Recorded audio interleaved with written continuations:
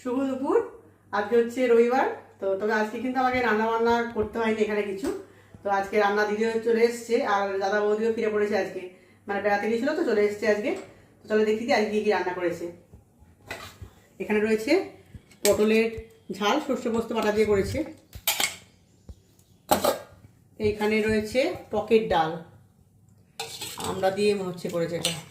এই যে আমড়াও আছে, আমও আছে। তো টকের ডাল, আর টকের ডালের সঙ্গে এইখানে আলু সেদ্ধ আছে, এটা পেঁয়াজ দিয়ে মাখা হবে, পেঁয়াজ দিয়ে কাঁচা তেল লঙ্কা টঙ্কা দিয়ে মাখা হবে, দারুণ লাগে খেতে। আর ওইদিকে রয়েছে এই যে এখানে রয়েছে চিকেন কারি, আলু দিয়ে করেছে, ডাল করেছে। তো তো বেশি ঝোল করে কারাগার করেই ঝোলটা করেছে দেখছি। তো এটা রান্না দিদি করেছে।